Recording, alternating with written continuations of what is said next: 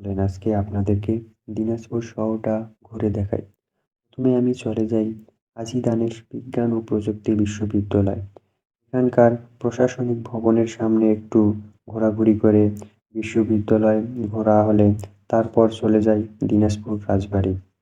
বাংলাদেশের যে কয়টি শক্তিশালী রাজবংশের উদ্ভব হয়েছিল তার মধ্যে দিনাজপুরের রাজবংশ ছিল অন্যতম। দিনাজপুর শহর হতে ৪ কিলোমিটার উত্তর-পূর্বে নিরিবিলি এক গ্রাম্য পরিবেশে অবস্থিত। হিন্দু, মুসলিম ও ইংরেজ এই তিন যুগের স্থাপত্য বৈশিষ্ট্যের চিত্র সমবলিত দিনাজপুরের রাজবাড়ি।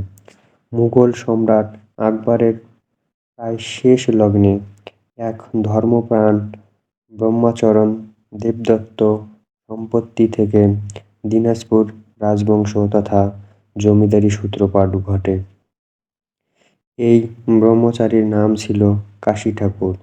তিনি ছিলেন এই রাজপরিবারের আদিপুরুষ। মূলত প্রথম রাজার হাতে এই বাড়িটি নির্মিত হয়। তিনি ১৬০৮ হতে ১৬৪২ সাল পর্যন্ত রাজ্য শাসন করেন। তারপর বংশানুক্রমে এই ছেলে জয়দেব এবং তাহার বংশধর প্রাণনাথ, রামনাথ, বৈদ্যনাথ ও রাধানাথ। কিন্তু রাধানাথ বালক থাকায় রানী সরস্বতীকে উত্তরাধিকারী করে নিয়োগ দেওয়া হয়। এই বাড়িটি ঐতিহ্যের প্রতীক হলেও বর্তমানে বিলুপ্ত রাজপ্রাসাদের চিহ্ন বহন করছে। এই রাজবাড়িটি উল্লেখযোগ্য হল আয়না মহল। রাজা প্রাণনাথ ও রামনাথের আমলে এটি নির্মিত হয়। আর এর মধ্যে রয়েছে এই বাড়িটির মূল কাঠামো। এখানে দরবার হল, সিংহাসন, রাজদরবার, জলসাঘর ও অতিথি ভবন রয়েছে। আর এর উত্তর পাশে কুমার মহল। এরপর আমরা চলে যাই সুখসাগরে। এটি খুব একটা বড় না, রাজার আমলে নাকি এটি বানানো হয়।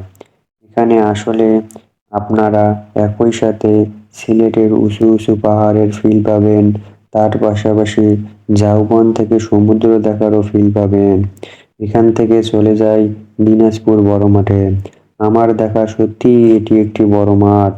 এর নামকরণের সাথে অনেক মিল রয়েছে। তারপরে মেলাতে চলে যাই, মেলার একটু ঘোরাঘুরি করি। এর আগে ভিডিওতে আপনাদের মেলা ঘুরিয়ে দেখেছি, তাই আজ আর দেখাবো না। ধন্যবাদ সকলকে। আর ভিডিওটি ভালো লাগলে কমেন্ট করে জানাবেন কেমন হয়েছে।